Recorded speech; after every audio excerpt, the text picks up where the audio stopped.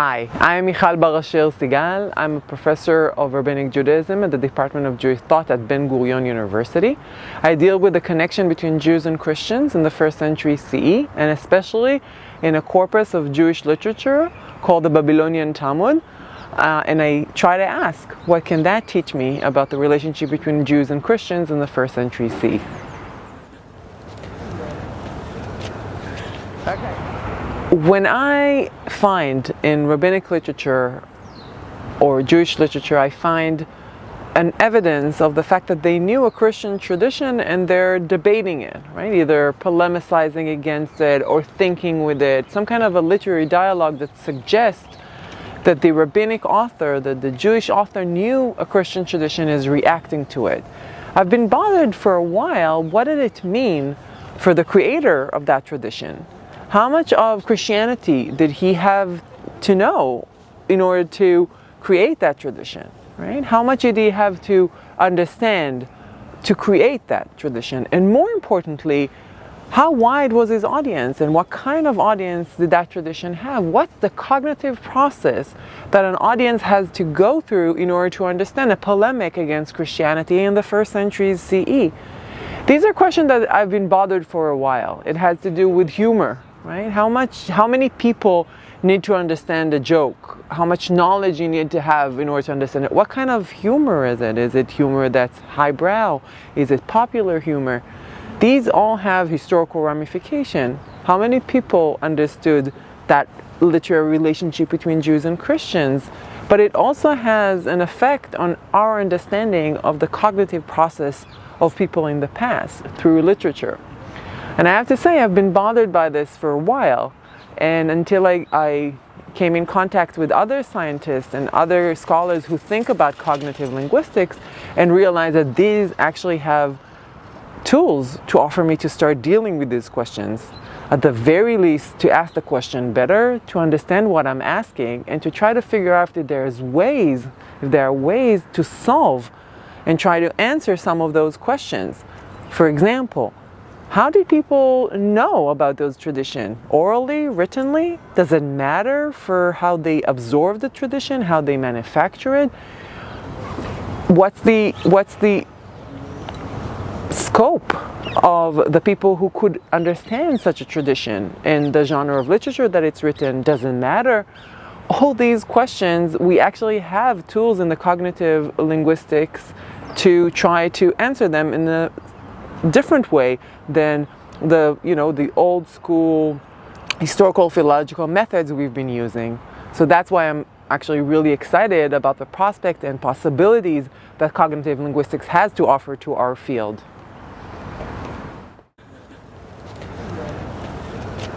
In today's conference, the topic is the migration of characters from one literature to another. The idea behind it is basically to ask, when we take a literary character and we put it in its new place and setting, what did this do to the character? And mostly, what did it do to the readers of that new text with their different background and their different knowledge and the new context of that character when the past of the character echoes in their minds? The topic that I chose to speak about is a character of a Persian queen mother that appears in the Babylonian Talmud, a rabbinic text redacted around the 6th or 7th century. And that character is presented as a Persian queen mother, coming from the Persian world, but in conversation with the rabbis. And that woman has connection with the rabbis. She asks questions of them.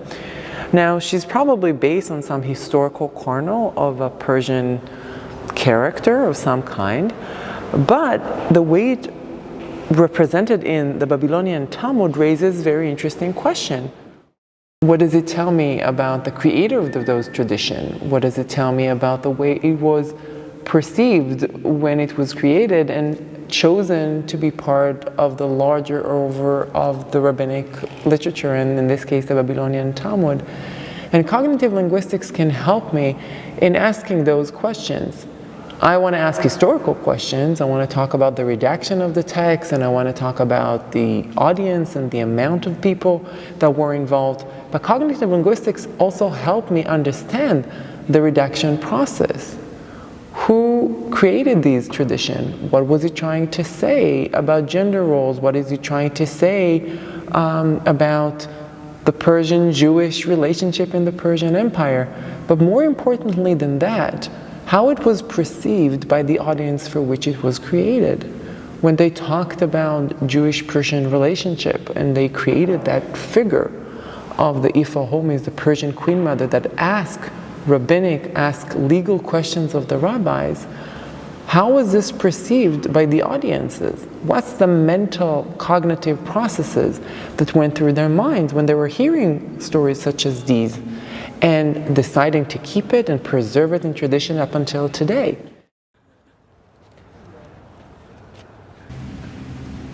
I'm actually starting a new project that I'm very excited about with a scholar called Dr. Ya'ara Yishuron from Tel Aviv University. She deals with cognitive science and she runs experiments in the psychology department there at Tel Aviv University. And we join forces together to ask how her experiments can help me better understand ancient texts. And I'm actually very excited about this because the question we are now asking is, when I deal with texts in the Babylonian Talmud that shows that the rabbis knew Christian tradition and are creating new tradition that mock the Christian tradition, they do parody or satire of Christian traditions, right? Let's say they mock the virgin birth, or they mock the coming back of Jesus after 3 days, or other aspects of New Testament traditions.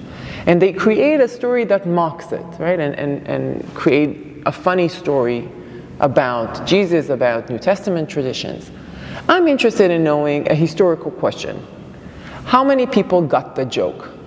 That's a historical question because I want to know, from the creation of that tradition, I know that someone knew enough about Christian tradition to create that. But I want to know how many people got the joke, right? Was this a joke that was told in a synagogue and everyone in the audience understood? Or was it a joke that very few people understood because you had to know a lot about Christianity in order to understand the joke?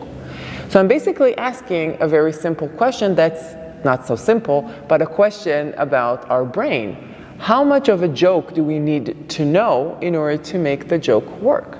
And for that, I turn to Ya'ara and her studies that talk about how much prior knowledge does the person have to have in order to understand something. How much does a context for a joke or a tradition from somewhere else affect the way the brain processes a new tradition or a new story or a joke? How much of a joke does a person need to understand in order to make the joke funny?